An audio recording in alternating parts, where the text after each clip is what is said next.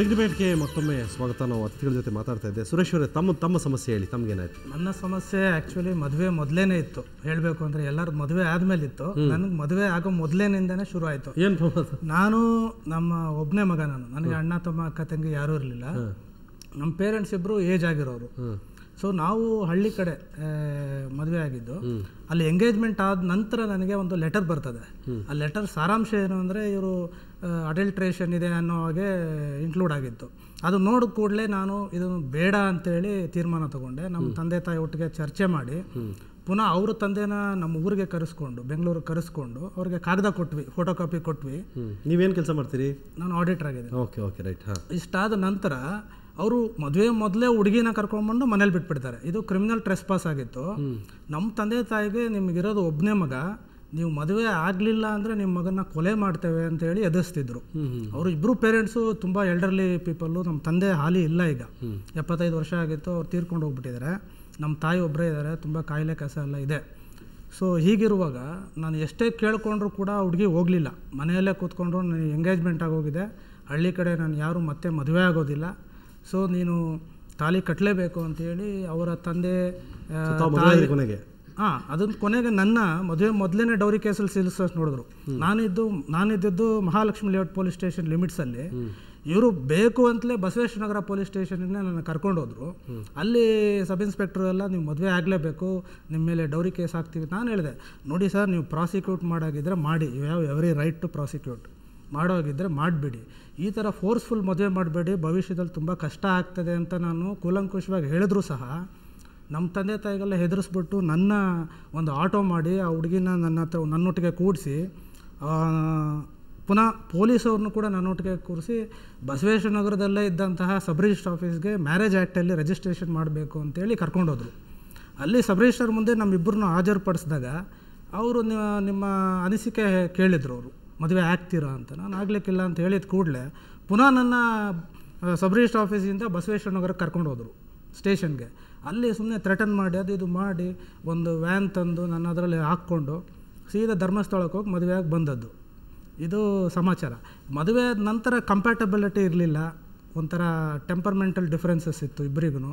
ನಾನು ದೂರ ಮಲಗ್ತಾ ಇದ್ದೆ, ಒಂಥರ ಒಟ್ಟಿಗೆ ಸೇರ್ತಾ ಇರಲಿಲ್ಲ. ಈಗ ಕೊನೆಗೆ ಹುಡುಗಿ ನಮ್ಮ ತಾಯಿಗೆ ಸಂಬಂಧ ಇದೆ ಅಂತ ಮಾತಾಡಿಬಿಟ್ಲು. ನಮ್ಮ ತಂದೆ ತಾಯಿ ಒಟ್ಟಿಗೆ ಮಲಗ್ತಿದ್ದೆ, ದೂರ ಇರ್ತಿದ್ದೆ. ಸೊ ಆವಾಗ ಏನಾದರೂ ನಾನು ಬೈಯೋದು ಮಾಡಿದ್ರೆ, ಇಲ್ಲ ನೀವು ಬೈದರೆ ಇದು ಈ ವ್ಯಾಪ್ತಿಗೆ ಬರ್ತದೆ. ಅವರು ಭಾವ ಒಬ್ಬರು ಇನ್ಸ್ಪೆಕ್ಟರ್ ಆಗಿರ್ತಾರೆ, ಈಗ ಹಾಲಿ DYSP ಆಗಿದ್ದಾರೆ. ಅವರೆಲ್ಲ ಹೇಳ್ಕೊಟ್ಟಿದ್ದಾರೆ, ನಾನು ನಿಮ್ಮ ಮೇಲೆ 498 ಹಾಕ್ತೇನೆ, ನೀವೆಲ್ಲ ಜೈಲಿಗೆ ಹೋಗ್ಬೇಕಾಗ್ತದೆ, ಹಾಗೆ ಹೇಗೆ ಎದುರಿಸ್ತಾಯಿದ್ರು. ಅದ್ರ ಜೊತೆಗೆ ಅವ್ರ ತಂಗಿ ಅಡ್ವೊಕೇಟ್ ಆಗಿ ಕೆಲಸ ಮಾಡ್ತಿದ್ದಾಳೆ, ಅವ್ರ ತಮ್ಮ ಕೂಡ ಅಡ್ವೊಕೇಟಾಗಿ ಕೆಲಸ ಮಾಡ್ತಿದ್ದಾನೆ ಹಾಲಿ. ಈಗ ಇದು ಒಂಥರ ಪೊಲೀಸು, ಒಂದು ಕಡೆ ಅಡ್ವೊಕೇಟು, ಎಲ್ಲ ಕಾರ್ನರ್ ಮಾಡಿಬಿಟ್ರು ನನ್ನ. ನಿಮ್ಮನ್ನು ಯಾಕಷ್ಟು ಒತ್ತಾಯವಾಗಿ ನಿಮ್ಮನ್ನೇ ಮದುವೆ ಆಗಿದ್ದೆ ಅವರು? ಅದು ಎಂಗೇಜ್ಮೆಂಟ್ ಆಗಿತ್ತಲ್ಲ, ಎಂಗೇಜ್ಮೆಂಟ್ ಆದ ನಂತರ ಬಿಟ್ಟರೆ ಅವಳಿಗೆ ಯಾರು ಮದುವೆ ಆಗೋದಿಲ್ಲ ಅಂತ ಒಂದು ಭಾವನೆ, ಈ ಒಂದು ಇದಿತ್ತು. ನಂತರ ಒಟ್ಟಿಗೆ ಇಲ್ಲ. ಈಗ 2008ರಲ್ಲಿ ಬೇರೆ ಆದ್ವಿ. ಡಿವೋರ್ಸ್ ಆಯ್ತು ನಿಮ್ಮದು? ಡಿವೋರ್ಸ್ ಆಗಿಲ್ಲ, ಕೋರ್ಟಿಗೆ ಇಲ್ಲ ಹೋಗಲಿಲ್ಲ, ಈಗ ಹೋಗಬೇಕು. ಸೊ 2008ರಲ್ಲಿ ನನ್ನ ಮೇಲೆ 498 ಹಾಕಲಿಕ್ಕೆ ಮಹಾಲಕ್ಷ್ಮಿ ಸ್ಟೇಷನಲ್ಲಿ ಪ್ರಯತ್ನ ಪಟ್ಲು. ಆ ಸಂದರ್ಭದಲ್ಲಿ ಎಲ್ಲೂ ಎಂಟ್ರೀಸ್ ಇರಲಿಲ್ಲ ನನಗೆ. ಪತ್ನಿ ನಿಮ್ಮ ಜೊತೆ ಇದ್ದಾರೆ? ಯಾರ ಜೊತೆ ಇದ್ದಾರೆ? ಇಲ್ಲ, ಈಗ ಜೊತೆ ಇಲ್ಲ, ಅವರು ಸಪ್ರೇಟಾಗಿ ವಾಸ ಮಾಡ್ತಿದ್ದಾರೆ. ಅಲ್ಲಿಂದ ನನಗೆ ಕೇಸ್ ಹಾಕ್ಲಿಕ್ಕೆ ಪ್ರಯತ್ನ ಪಟ್ಟರು. ಆದರೆ ಅದು ಲಕ್ಕಿಲಿ ಏನಾಯಿತು ಅಂದರೆ, ಪೊಲೀಸು ನನ್ನ ಹತ್ರ ಬ್ರೈಬ್ ಕೇಳ್ತಾಯಿದ್ರು. ಆ ಕಾನ್ವರ್ಸೇಷನ್ಸ್ ಎಲ್ಲ ನನ್ನ ಹ್ಯಾಂಡ್ಸೆಟ್ಟಲ್ಲಿ ರೆಕಾರ್ಡ್ ಆಗಿತ್ತು. ಅದನ್ನು ತಂದು ನಾನು ಲೋಕಾಯುಕ್ತಕ್ಕೆ ಕೊಟ್ಟ ನಂತರ ಅವ್ರನ್ನ ಟ್ರ್ಯಾಪ್ ಮಾಡಿದರು ಪೊಲೀಸು. ಹಣ ಕೊಡುವಾಗ ಟ್ರ್ಯಾಪ್ ಮಾಡಿದರು. ನಂತರ ಇನ್ಸ್ಪೆಕ್ಟ್ರ್ ತಪ್ಪಿಸ್ಕೊಂಡು ಹೋಗ್ತಾರೆ. ನಂತರ ಅವ್ರು ತಪ್ಪಿಸ್ಕೊಂಡು ಹೋದ್ಮೇಲೆ ಅವ್ರ ಮನೆ ಮೇಲೆಲ್ಲ ರೈಡ್ ಮಾಡಿ ಪುನಃ 3 ದಿನ ಆದ ನಂತರ ಆ ಇನ್ಸ್ಪೆಕ್ಟರ್ನ ಅರೆಸ್ಟ್ ಮಾಡ್ತಾರೆ. ಆಮೇಲೆ ಲೋಕಾಯುಕ್ತ ರೈಡ್ ಮಾಡೋ ಸಂದರ್ಭದಲ್ಲಿ ಇತ್ತೀಚೆಗೆ ಮೊನ್ನೆ ಆಗಿತ್ತಾನೆ, ಹೌದೌದು, 2008ರಲ್ಲಿ ಮೇ ತಿಂಗಳ ಸಂದರ್ಭ. ಆವಾಗ ನೋಡಿ, ಸ್ಟೇಷನ್ ಹೌಸ್ ಡೈರಿಯಲ್ಲಿ ಎಂಟ್ರಿ ಇರಬೇಕು, ಅಲ್ಲಿಲ್ಲ. ಸಿಮಿಸ್ ಡೈರಿಯಲ್ಲಿ ಎಂಟ್ರಿ ಇರಬೇಕು, ಅಲ್ಲೂ ಇಲ್ಲ. NCL ಎಂಟ್ರಿ ಇರಬೇಕು, ಅಲ್ಲೂ ಇಲ್ಲ. ಏನು ನಂದು ರೆಕಾರ್ಡೇ ಇಲ್ಲ, ಅಲ್ಲಿ ಎಂಟ್ರಿ ಕೂಡ ಎಲ್ಲೂ ಮಾಡಿಲ್ಲ. ಸುಮ್ಮನೆ ಹ್ಯಾರಾಸ್ ಮಾಡೋದು. ಏನು ಅಂದರೆ, ನೀವು ದುಡ್ಡು ಕೊಟ್ಟರೆ ನಾನು ಸಹಾಯ ಮಾಡ್ತೇನೆ. ಈಗ ನಿಮ್ಮ ಮೇಲೆ 498 ಏನು ಬಿದ್ದಿಲ್ಲ? ಇಲ್ಲ, ಏನು ಬಿದ್ದಿಲ್ಲ. ಯಾಕಂದರೆ ಈಗ ಮಾತಾಡ್ತೀನಿ ಮೇಡಮ್. ನೀವು ಹೇಳಿ ಮಲ್ತಿಯವರೇ, ಈಗ ನೆನ್ನೆಯನ್ನು ಕೂಡ ನಾವು ಇದೇ ಸ್ಟುಡಿಯೋದಲ್ಲಿ, ಇದೇ ವೇದಿಕೆಯಲ್ಲಿ ಹೆಣ್ಮಕ್ಳ ಬಗ್ಗೆ ಮಾತಾಡ್ತಾ ಇದ್ವಿ. ಹೆಣ್ಮಕ್ಳು ಪಾಪ ಎಷ್ಟು ತೊಂದರೆಯಲ್ಲಿದ್ದಾರೆ, ಅವ್ರಿಗೆ ಎಷ್ಟು ತೊಂದರೆ ಆಗುತ್ತೆ, ಎಲ್ಲ ರೆಸ್ಟ್ರಿಕ್ಷನು ಅವ್ರಿಗೇನೆ, ಅವ್ರನ್ನ ಕೊಲ್ಲೋ ಮಟ್ಟಕ್ಕೆ ಮರ್ಯಾದೆ ಹತ್ಯೆಗಳೆಲ್ಲ ಆಗ್ತಾಯಿದೆ ಅಂತ. ಇಲ್ಲಿ ಇನ್ನೊಂದು ವರ್ಷ ನೋಡ್ತಾ ಇದೀವಿ ಅಂದರೆ, ಇವರು ಇಂಚಿಂಚ ಹುಡುಗರಿಗೆ ಯಾವ ರೀತಿ ಕಿರುಕುಳ ಕೊಡ್ತಾ ಇದ್ದಾರೆ ಅನ್ನೋದು ಇಲ್ಲಿ ಕಾಣ್ತಾ ಇದೆ. ಏನು ಹೇಳ್ತಿರ್ತಾವೆ? ನಾನು ಹೇಳೋದು, ಈಗ ನಾನು ಒಂದು ಹೆಣ್ಣು, ಸೊಸೆಯಾಗಿ ಬರೋಳು ಒಂದು ಹೆಣ್ಣು.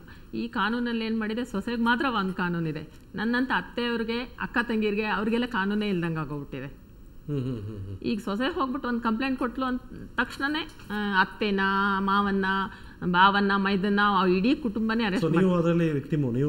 ಹೌದೌದು. ನಾನು, ನನ್ನ ಯಜಮಾನ್ರು, ನನ್ನ ಎರಡನೇ ಮಗ ಅವ್ನು ಏನೇನು ಇದರಲ್ಲಿ ಇನ್ವಾಲ್ವ್ಮೆಂಟೇ ಇಲ್ಲ. ನಮ್ದು ಕಂಪ್ಲೇಂಟ್ ಕೊಟ್ಟರು, ನಿಮ್ಮನ್ನೆಲ್ಲ ಅರೆಸ್ಟ್ ಮಾಡಿದ್ರು. ಹೌದೌದು. ಮದುವೆ ಆಗಿ 15 ದಿವಸದಲ್ಲೇ ಎಲ್ಲ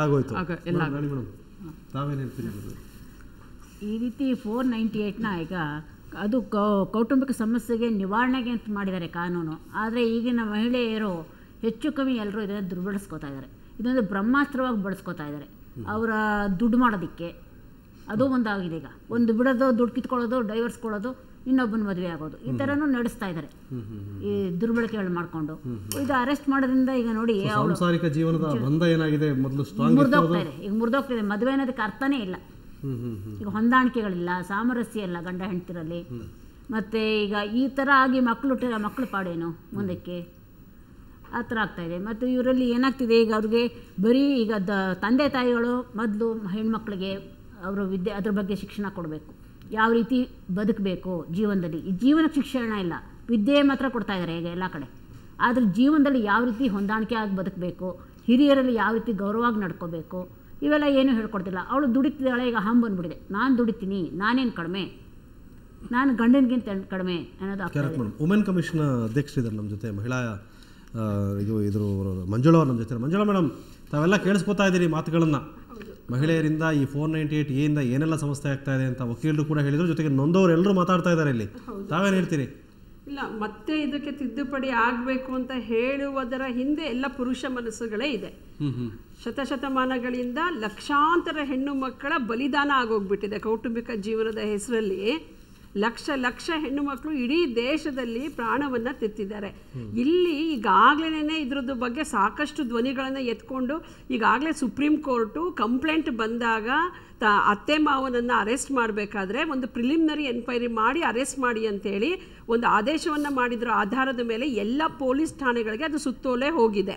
ಅಷ್ಟೇ ಅಲ್ಲ, ತಪ್ಪು ಮಾಡಿದವರು ಕೂಡ ಎಷ್ಟೋ ಸಲ ಅವ್ರಿಗೆ ಜಾಮೀನು ಸಿಗೋ ತನಕ ಅವರು ತಪ್ಪಿಸ್ಕೊಂಡು ಇರ್ತಾರೆ. ಇಲ್ಲಿ ಯಾರು ಮಾತಾಡ್ತಿದ್ದಾರೆ ಅವರು ಮನುಷ್ಯರು, ಅವರು ಸಮಾಜದ ಭಾಗ, ಅವರ ಭಾವನೆಗಳನ್ನು ಗೌರವಿಸಬೇಕು ಅನ್ನುವಂಥದ್ದನ್ನು ಇಟ್ಕೊಂಡೇ ಸುಪ್ರೀಂ ಕೋರ್ಟ್ ಈ ಆದೇಶವನ್ನು ಮಾಡಿದೆ. ತಂದೆ ತಾಯಿಯನ್ನು ಅರೆಸ್ಟ್ ಮಾಡಬೇಕಾದ್ರೆ ಒಂದು ಪ್ರಿಲಿಮಿನರಿ ಎನ್ಕ್ವೈರಿಯನ್ನು ಮಾಡಿ ಅನ್ನೋದು ಒಂದು. ಎರಡನೇದು, ಇದಕ್ಕೆ ತಿದ್ದುಪಡಿ ತರಬೇಕು, ಡೈವರ್ಸಿಗೆ ಆಗ್ತಿದೆ ಅಂತ ಮಾತಾಡೋದಕ್ಕಿಂತ ಕೌಟುಂಬಿಕ ಜೀವನ ಒಪ್ಕೊಂಡಂಥ ಭಾರತ ದೇಶದಲ್ಲಿ ಕುಟುಂಬ ಜೀವನ ಹೊಡೆದೋಗದ ರೀತಿಯಲ್ಲಿ ಪ್ರಿವೆನ್ಷನ್ ಏನು ಮಾಡಬೇಕು, ಪ್ರೀ ಮ್ಯಾರಿಟಲ್ ಕೌನ್ಸಿಲಿಂಗು ಇವತ್ತನ್ನ ಎನ್ಫೋರ್ಸ್ ಮಾಡಬೇಕು.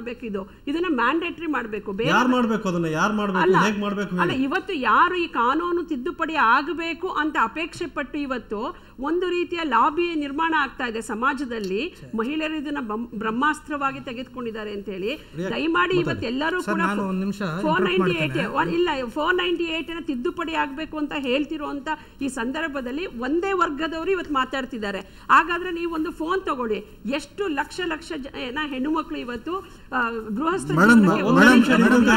ಖಡಾಖಂಡಿತವಾಗಿ ನಿರಾಕರಿಸ್ತೀನಿ ಮೇಡಮ್. ಯಾಕೆ ಅಂತಂದ್ರೆ ನೋಡಿ, ನೀವು ಇವಾಗ 4 ವರ್ಷದಿಂದನೂ ನೀವು ಏನು ಒಂದು ನಿಮಿಷ 1995ನೇ ಇಸ್ವಿಯಿಂದ 2010ನೇ ಇಸ್ವಿ ತನಕ ನೋಡಿದ್ರೆ suicide rates ministry of home affairs government of ಇಂಡಿಯಾದಲ್ಲಿ ನೋಡಿದ್ರೆ ಹೆಂಗಸರಿಗಿಂತ ಗಂಡಸರೇ ಜಾಸ್ತಿ ಆತ್ಮಹತ್ಯೆ ಮಾಡ್ಕೊಳ್ತಾ ಇರೋದು. ಅದರಲ್ಲಿ ಮದುವೆ ಆಗಿರೋ ಗಂಡಸರೇ ಜಾಸ್ತಿ ಆತ್ಮಹತ್ಯೆ ಮಾಡ್ಕೊಳ್ತಾ ಇರೋದು. ಅಂದರೆ ಇದರಲ್ಲಿ ಎಷ್ಟಿದೆ ಅಂತಂದರೆ, ಹೆಂಗಸರು ಎಷ್ಟು ಜನ ಆತ್ಮಹತ್ಯೆ ಮಾಡ್ಕೊಳ್ತಾ ಇದ್ದಾರೆ ಅದಕ್ಕಿಂತ ದುಪ್ಪಟ್ಟು ಗಂಡಸರು ಆತ್ಮಹತ್ಯೆ ಮಾಡ್ಕೊಳ್ತಾ ಇದ್ದಾರೆ. Point number 1. ಎರಡನೇದು, ಈ ಡೌರಿ ಕೇಸ್ಗಳಲ್ಲಿ ಅರೆಸ್ಟ್ ಆಗ್ತಾ ಇರೋದು ಗಂಡು ಮಕ್ಕಳಿಗಿಂತ ಜಾಸ್ತಿ ಹೆಣ್ಣು ಮಕ್ಕಳುಗಳನ್ನೇ ಹೊರತು ಗಂಡು ಮಕ್ಕಳೇನು ಅಲ್ವೇ ಅಲ್ಲ. ಅದು ನಿಮ್ಮ ನ್ಯಾಷನಲ್ ಕ್ರೈಮ್ NCRB ಡೇಟಾದಲ್ಲಿ ನಿಮಗೆ ಸಿಗುತ್ತೆ.